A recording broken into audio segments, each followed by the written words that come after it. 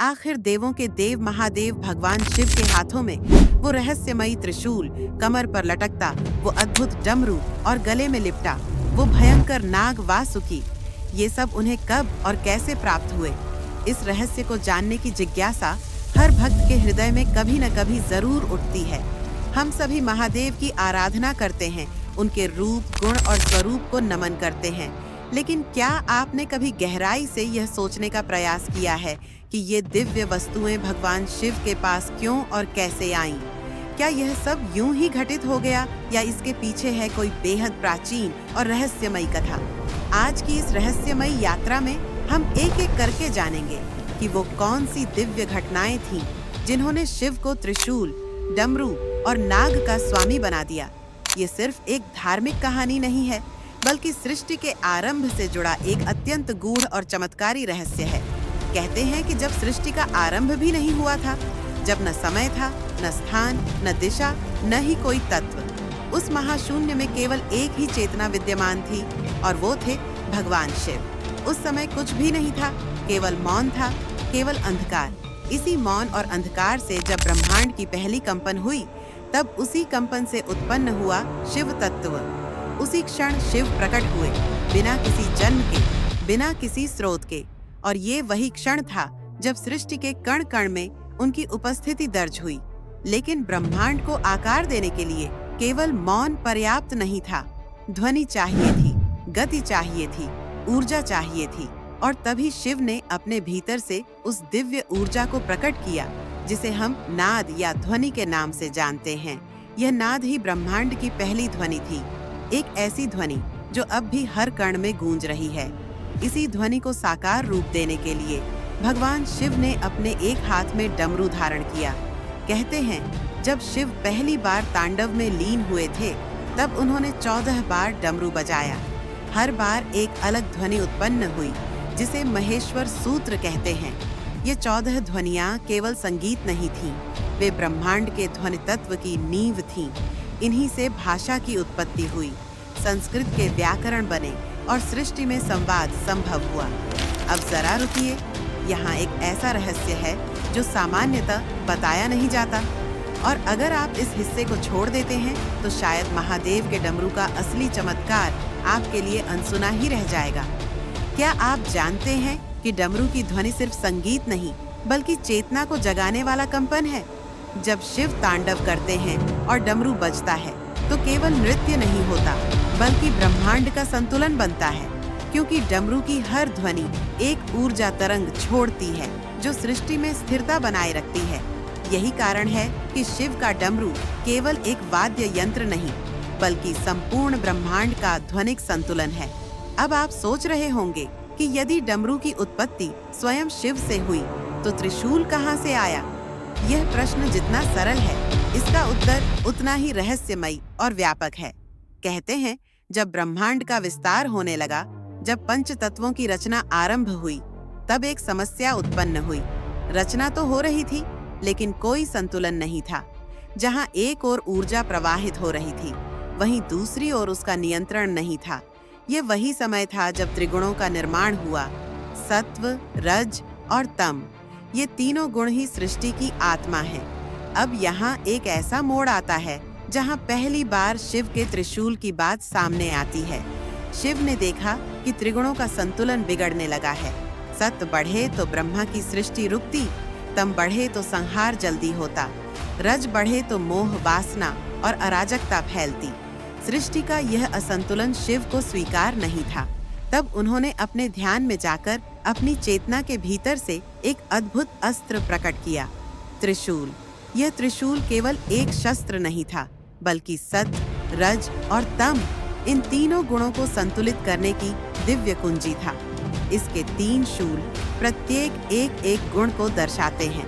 शिव ने इन्हें इस प्रकार अपने नियंत्रण में लिया कि त्रिशूल केवल युद्ध का अस्त्र नहीं रहा, बल्कि सृष्टि की स्थिरता का केंद्र बन गया। अब अगर आप सोच रहे हैं कि त्रिशूल तो बस प्रतीक है, तो रुकिए, अगली बात आपको चौंका सकती है। त्रिशूल की शक्ति इतनी अधिक है कि वह समय की गति को भी रोक सकता है। आपने बहुत सी कथाओं में पढ़ा होगा कि जब कोई दैत्य या राक्षस सृष्टि को असंतुलित करता है, तो शिव केवल त्रिशूल से ही उसका अंत करते हैं। ऐसा इसलिए नहीं कि उनके पास और अस्त्र नहीं, बल्कि इसलिए कि त्रिशूल की ऊर्जा सत्व, रज और तम तीनों का एक साथ संहार कर सकती है।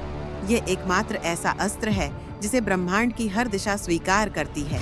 और अब जब हमने डमरू और त्रिशूल की कथा को जाना, तो अगला प्रश्न है, आखिर नाग वासुकी महादेव के गले में कैसे पहुंचे? ये रहस्य और भी रोमांचक है।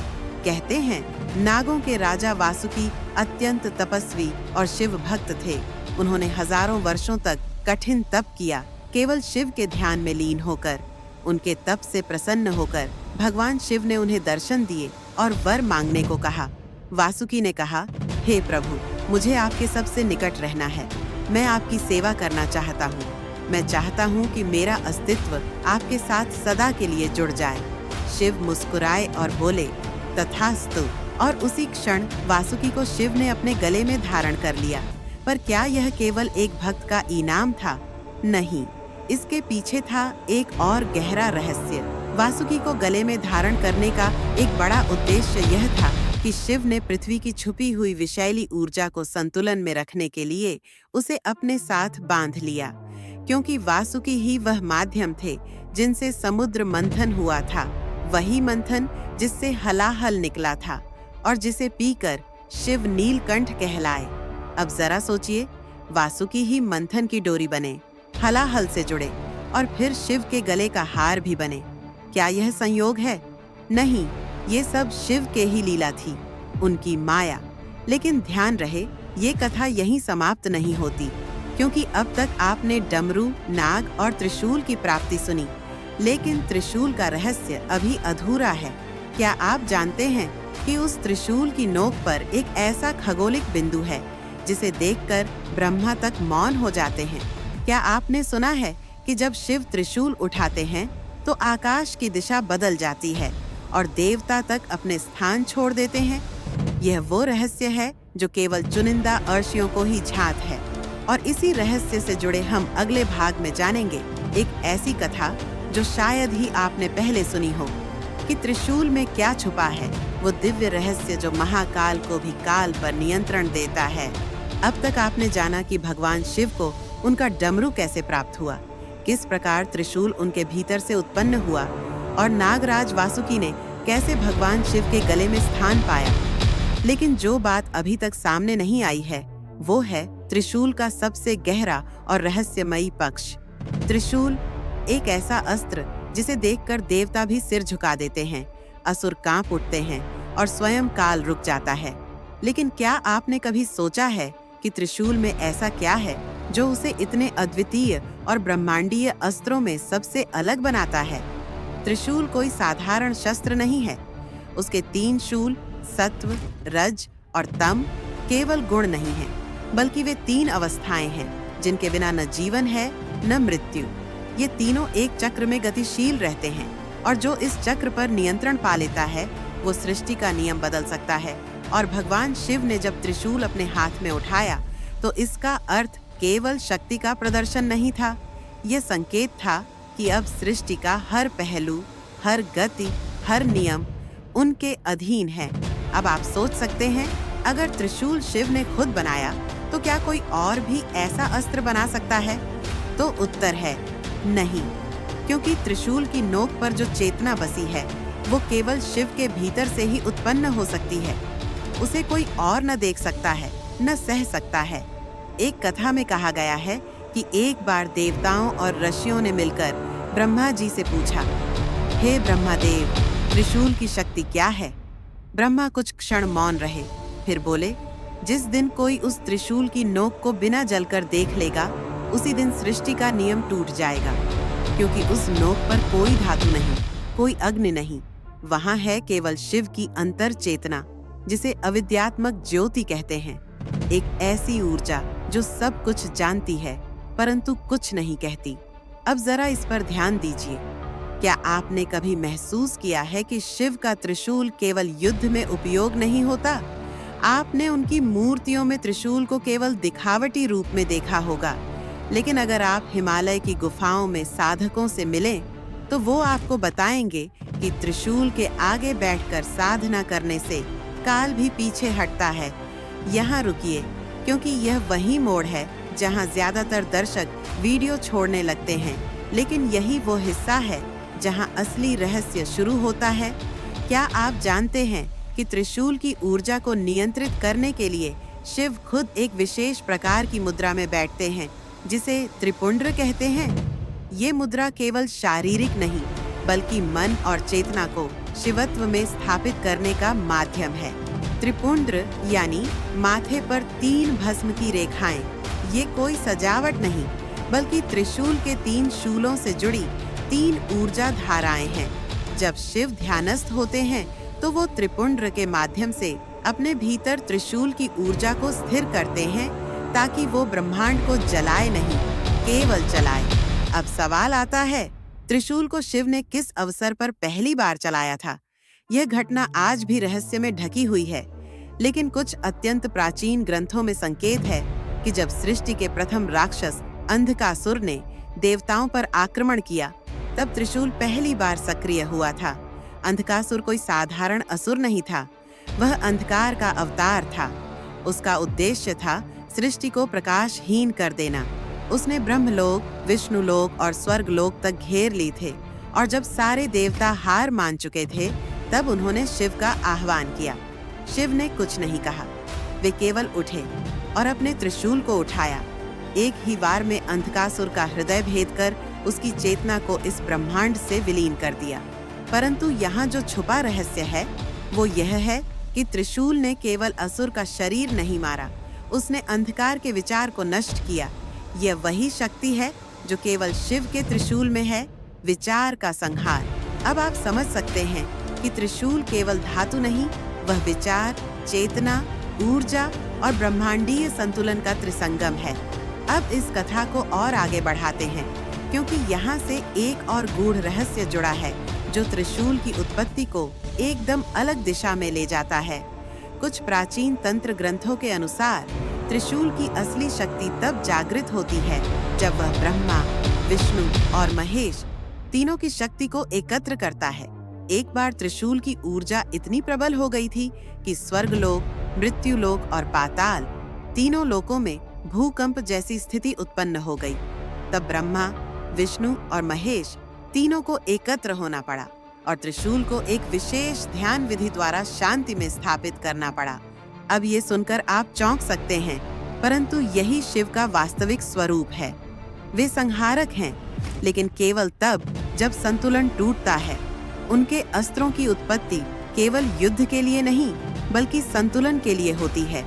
यहाँ एक बहुत ही अनसुनी और प्रभावशाली बात है, त्रिशूल को केवल शिव ही चला सकते हैं। एक बार रावण ने शिव को प्रसन्न करने के लिए तपस्या की और वरदान मांगा कि उसे भी त्रिशूल दिया जाए। शिव ने मुस्कुराकर कहा, त्रिशूल किसी को नहीं दिया जा सकता, क्योंकि यह अस्त्र नहीं, मेरी आत्मा है। रावण ने क्रोध में आकर फिर भी त्रिशूल को छूने की कोशिश की, और जैसे ही उसने त्रिशूल की नोक को छुआ, उसकी उंगलियों से रक्त बहने लगा और चेतना भ्रमित हो गई। उसी क्षण रावण ने समझ लिया कि त्रिशूल को धारण करना आसान है, परंतु समझना असंभव। अब बात करते हैं उस एक घटना की जिसने त्रिशूल को चेतन अस्त्र सिद्ध किया। मान्यता है कि जब भगवान शिव हिमालय की गुफा में ध्यान मग्न थे, तब उनके त्रिशूल ने स्वयं एक भविष्यवाणी की थी। एक आर्षि को ध्यान में संकेत मिला कि त्रिशूल 3 बार कंपन कर रहा है। इसका अर्थ था कि कोई महान संकट आ रहा है, और वही संकट था जब तारकासुर का पुत्र कार्तिकेय से युद्ध हुआ।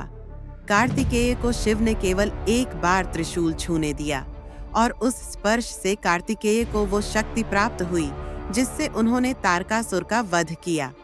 तो अब आप समझ ही गए होंगे, त्रिशूल केवल अस्त्र नहीं, शिव की आत्मा का विस्तार है।